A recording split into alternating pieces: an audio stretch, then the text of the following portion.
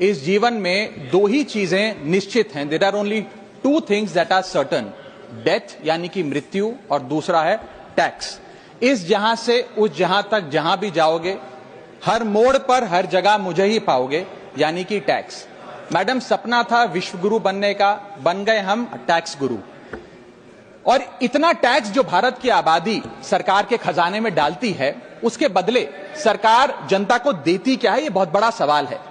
कौन सी ऐसी high quality service है जो फ्री ऑफ कॉस्ट जनता को दी जाती है? क्या हमें quality health care free of cost मिलता है? नहीं मिलता। क्या हमें वर्ल्ड क्लास एजुकेशन मिलती है? नहीं मिलती। क्या हमें फ्री वर्ल्ड क्लास ट्रांसपोर्टेशन मिलता है? नहीं मिलता। क्या हाई क्वालिटी रोड्स मिलती हैं? अगर अच्छी हैं तो टोल टैक्स भरना पड़ता है। क्या 24 घंटे 7 दिन बिजली आती है? नहीं आती। तो इतना सारा जो टैक्स सरकार इकट्ठा करती है, उसका करती क्या है? इसीलिए मैं कहना चाहता हूं दैट वी इन इंडिया पे taxes like in developed countries to get services like in sub-Saharan countries. Madam, from the moment a child is born to the very moment his family mourns his death, the government is there at every step, not to help you, but to tax you. और आइए एक रोमांचक यात्रा पे चलते हैं। माननीय वित्त मंत्री जी हर बार मेरे सवालों का जवाब देते हुए मुझ पर तंज कसती हैं और कहती हैं कि शायद ये चार्टर्ड अकाउंटेंट नहीं है, इनकी डिग्री असली नहीं है, तमाम तरीके की बातें मेरे बारे में कहती हैं, निजी हमले करती हैं। मैं उनका बहुत सम्मान करता हूं, मेरे मन में उनके प्रति बहुत आदर है, ओहदे में, हैसियत में, उम्र में, अनुभव में बहुत बड़ी है मुझसे। लेकिन आज मैं इस सीए की डिग्री को किनारे करके सरल भाषा में आम आदमी की तरह इस देश के आम आदमी का दर्द आपके सामने रखना चाहता हूं कि कैसे हमारे जन्म होने से लेकर हमारे मरने तक टैक्स पे टैक्स सरकार हमसे वसूलती है। मैं आपके सामने जीवन के 8 चरण, 8 स्टेजेस ऑफ लाइफ रखना चाहता हूं। फर्स्ट स्टेज ऑफ लाइफ, जब इंसान पैदा होता है, that is the birth stage. बच्चे के पैदा होने से पहले, उसकी आंखें खुलने से पहले जो उसको वैक्सीन लगती है, उस पर 5% जीएसटी लगता है। जिस अस्पताल में बच्चा पैदा होता है, उस हॉस्पिटल के कमरे के चार्जेस पर अगर 5,000 रुपए से ज्यादा का कमरा हो तो 5% जीएसटी लगता है। बेबी केयर के आइटम्स पे 5% जीएसटी लगता है। और अगर उसके माता पिता बच्चे के पैदा होने पर मिठाई बांटे तो मिठाई पर 5% और चॉकलेट पर 18%, 28% जीएसटी लगता है। दूसरा चरण जीवन का इन्फेंसी और चाइल्डहुड यानी कि बचपन।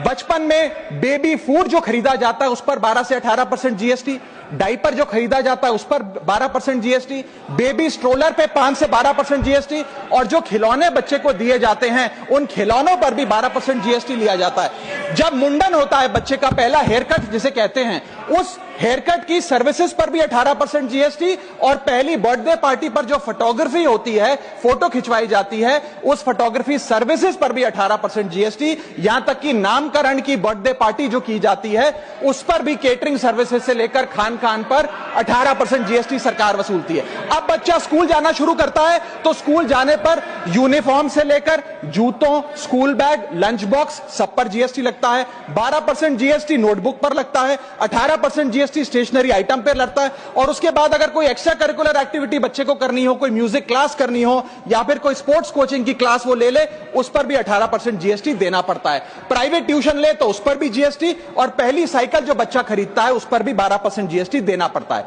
तीसरी अवस्था जीवन की, टीनेज ईयर्स, ये वो काल होता है जो सबसे मस्त मौला टाइम होता है जीवन का, बेहतरीन बेफिक्री का।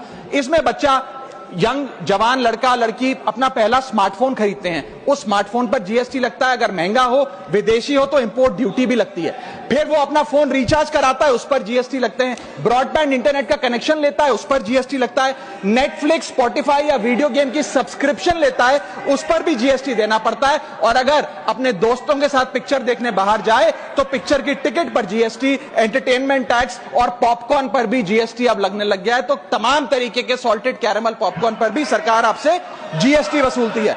इस बीच जब आप 18 साल के होते हैं और पहली बाइक या पहला स्कूटर खरीदते हैं, उस बाइक और स्कूटर पर आपसे जीएसटी लिया जाता है, व्हीकल इंश्योरेंस पर जीएसटी लिया जाता है, और उसके बाद रजिस्ट्रेशन टैक्स और रोड टैक्स के नाम पर भी पैसा लिया जाता है। जीवन की चौथी अवस्था, fourth stage of life, higher education की। इस हायर एजुकेशन की अवस्था में आप यदि प्राइवेट कॉलेज में पढ़ रहे हैं तो प्राइवेट कॉलेज की ट्यूशन फी पर जीएसटी लगता है। हॉस्टल में रह रहे हैं या पीजी का रेंट भर रहे हैं तो उस पर जीएसटी लगता है। स्टूडेंट लोन की प्रोसेसिंग फी पर जीएसटी लगता है। किताबों से लेकर लैपटॉप तक जीएसटी लगता है। और अगर माता पिता संपन्न हैं और बच्चे को विदेश भेजते हैं पढ़ने के लिए तो फॉरेन रेमिटेंस पर टैक्स कलेक्टेड एट सोर्स सरकार लागू करती है।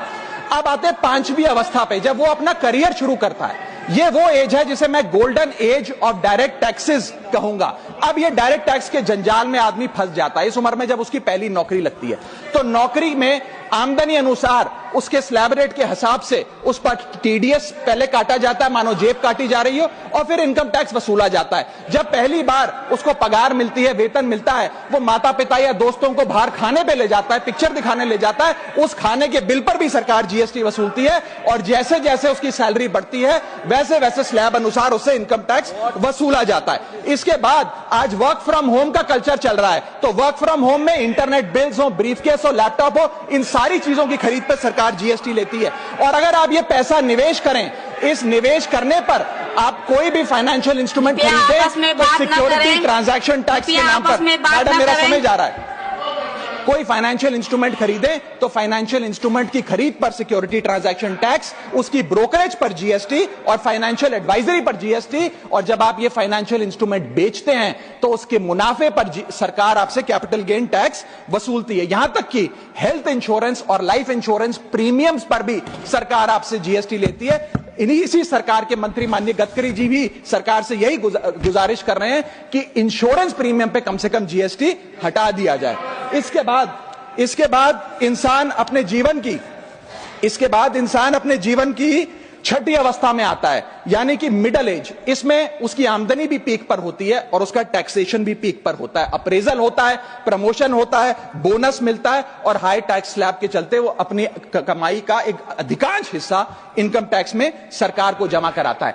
इस दौर में इंसान गाड़ी खरीदता है, घर बनाता है। जब गाड़ी खरीदता है तो जीएसटी देता है, रोड टैक्स भरता है, व्हीकल इंश्योरेंस पर जीएसटी भरता है, और जब गाड़ी लेकर शोरूम से निकलता है तो पेट्रोल डीजल पर वैट, सेस और एक्साइज ड्यूटी के नाम पर पैसा भरता है। जब सड़क पर गाड़ी चलाता है तो टोल टैक्स भरता है। फिर वो अपना घर भी खरीदता है, जमीन खरीदता है। जब जमीन खरीदता है तो स्टैंप ड्यूटी फीस सरकार को देता है।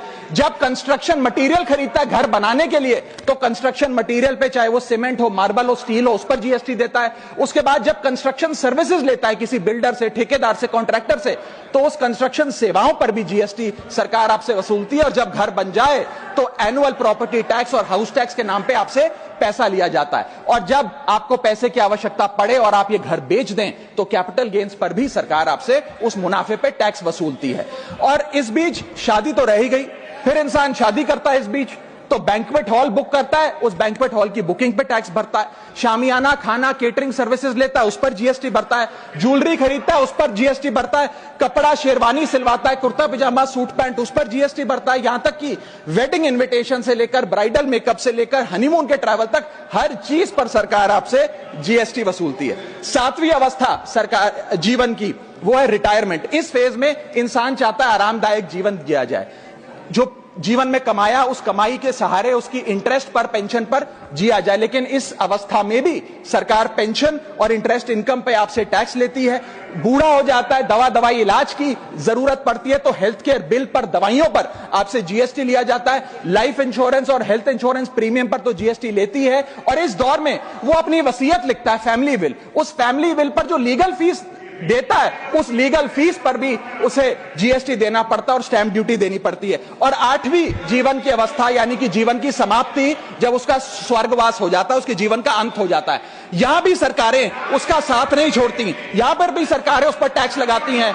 जब कोई इंसान मरता है तो उसके अंतिम संस्कार में देसी घी, चंदन वुड, नारियल, इत्तर जैसा सामान इस्तेमाल होता है, उस पर भी जीएसटी लगता है। और जब उसके मरने के उपरांत अखबार में ऑबिचरी की इश्तेहार छपाया जाता है, उस पब्लिकेशन ऑफ ऑबिचरी न्यूज़पेपर पर भी 5% सरकार जीएसटी लेती है। और मरने के बाद जब प्रॉपर्टी उसके बच्चों को या परिवार वालों को दी जाती है, उस म्यूटेशन पर भी सरकार आपसे ड्यूटी सेस लेती है।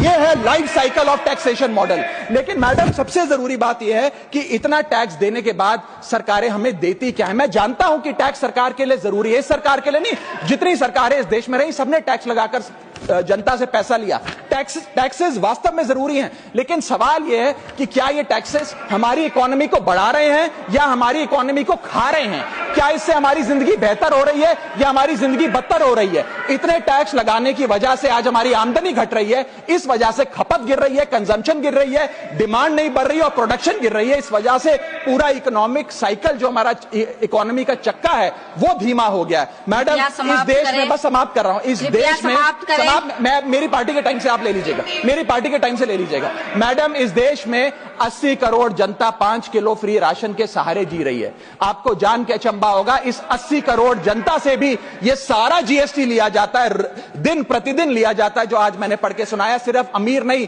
गरीब से गरीब आदमी भी जीएसटी देता है। और अंत में मैं बस इतना ही कहना चाहूंगा कि क्योंकि इतना टैक्स लगा लगाकर सरकारें जनता का खून चूसती हैं, उस वजह से आज एफएमसीजी की सेल्स घट रही हैं, एफएमसीजी के स्टॉक गिर रहे हैं, कंजम्पशन डाउन हो रही है, नई गाड़ियों की सेल श्रिंक कर रही है, तमाम तरीके की जितनी भी न्यू परचेजेस होती हैं उसमें मंदी देखी जा रही है। सरकार को जीएसटी कम करना चाहिए, कम करेंगे तो जनता की जेब में पैसा आएगा तो मांग बढ़ेगी, खपत बढ़ेगी और इकोनॉमी का चक्का चलेगा। आपका समय समाप्त। बहुत बहुत शुक्रिया।